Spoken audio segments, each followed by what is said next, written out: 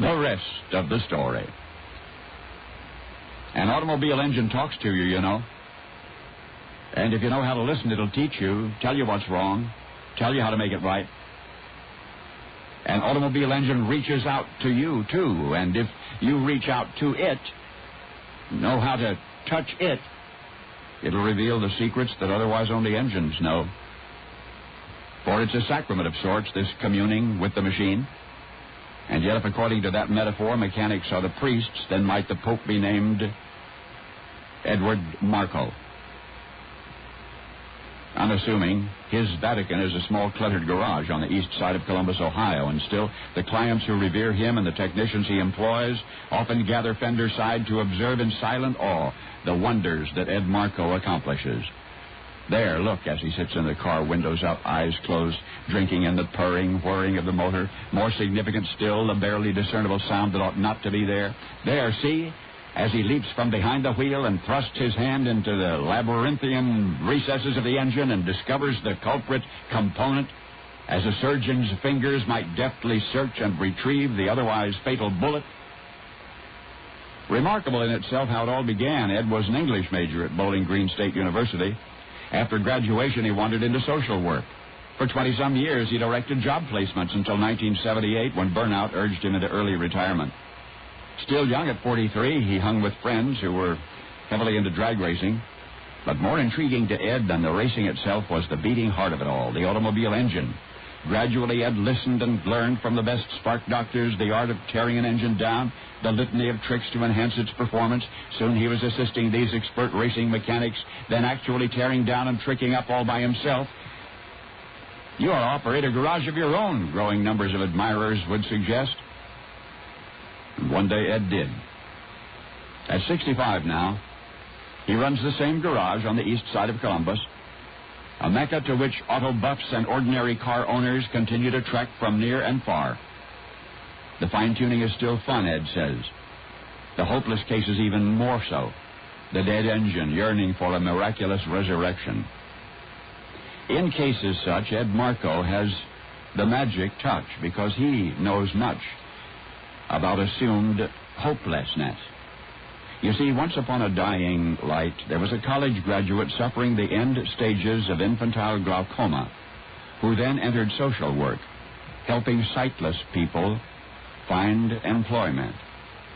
But another voice was calling in the darkness, a purring, whirring sound, and Ed followed where it led, to the living legend of automotive expertise which he himself became, a sorcerer whose own hands disassemble and reassemble and conjure all manner of mechanical marvels, despite the fact that he, since college, has been utterly, totally blind. In car circles, they whisper that a wizard dwells in East Columbus, Ohio, and that is so. And now you know the rest of the story.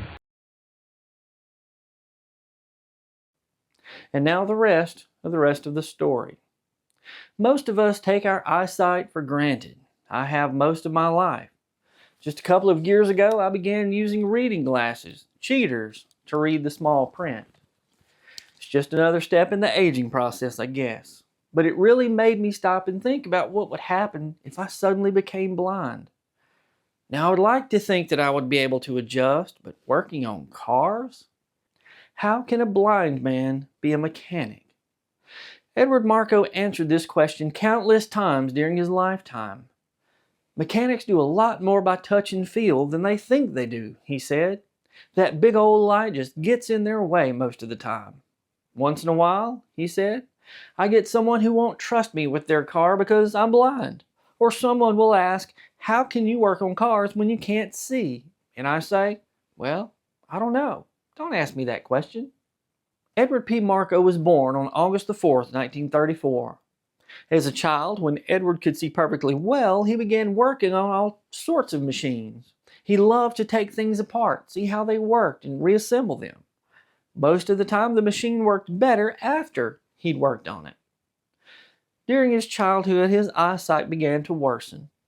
He gradually began to lose his eyesight. After graduating high school, Edward enrolled at Bowling Green State University.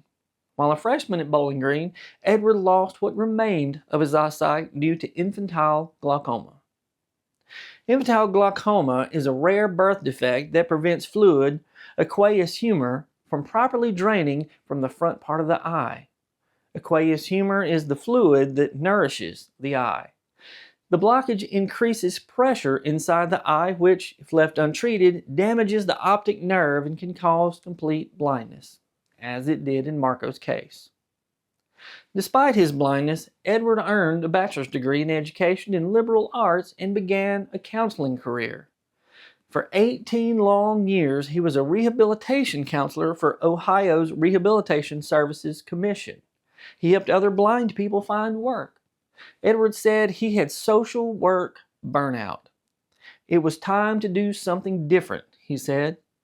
Every day you'd answer the phone and it was somebody's trouble, and I was tired of it. It was rewarding at times, but I wanted to hear happy news. Edward began fooling around with Volkswagens in his backyard. He taught himself how to take engines apart. Some of his friends got into drag racing, and Edward participated in his own way.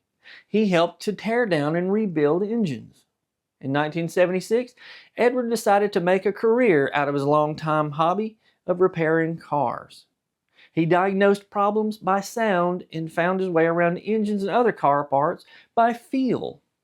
In 1984, Edward told a reporter, "I try to stick to engine repair and rebuilding, but I have to get into brakes, shocks, and parts installations. We also do automobile restorations, mostly with Volkswagen Beetles."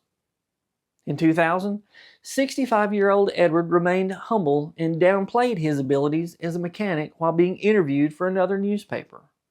The general consensus of his customers agreed that although he was blind, Edward was a skilled mechanic.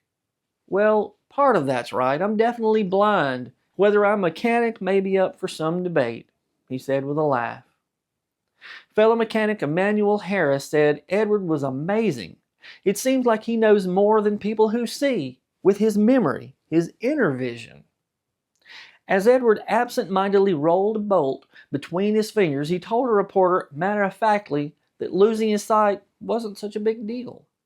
"When you're young, you don't care," he said. "I mean, I couldn't see very good anyway." As Edward was nearing retirement, his biggest concern was figuring out what to do with himself. "Actually, the car stuff was a hobby for 20 years, he said. "I done burned up the hobby, so I can't retire with that. I just can't conceive of not working on something." Throughout his career as an auto mechanic, Edward brought countless cars back to life, cars which, with other mechanics, may have ended up in the scrap heap. "There is a certain satisfaction when you get something in here that's completely dead and you try to figure out what's wrong," he said. "It's a hands-on thing. Still, 50% of it is mental." If Edward was unable to determine the cause of a vehicle's trouble based on the car owner's description of the problem, Edward would aim one of his ears at the engine bay. By slowly moving his head around, he could often pinpoint the problem. When unable to hear the problem in the engine bay, Edward would sit inside the car with the engine running and the windows up. He made sure the radio, air conditioning, heater, any other gadgets were turned off. Again, he would move his head around and listen for the cause of the trouble. Edward's talents were such that he could snake his hands and arms inside the engine bay with the engine running and never get caught in the fan blades or belts. Other mechanics were astonished that Edward could do this. Edward explained, "Other mechanics are surprised when I point out to them how much they rely on touch. A lot of times you have to reach around for a bolt or a wire and you can't see it. I mean, no one can see it." Needless to say, Edward thrived as a mechanic. Some people brought their cars to him because they knew he could do a good job, while others brought their cars just to witness Edward, the blind mechanic, work on cars. But there's something striking about stories such as Edward Marko's. While many people with his condition would have lost faith and confidence that they were positive contributors to society, that they could still be useful to themselves and others, people like Edward Marko achieved things most people would think impossible. Now that says something about the strength of the human spirit. It's human nature to want to overcome the many obstacles that block our way at times. But if we have hope and faith in ourselves and have the same hope and faith for our fellow humans, just as Edward Marko had in himself, we can all achieve things we thought we couldn't. Don't you think? I'm Brad Dison. Thanks for watching. And now you know the rest of the story.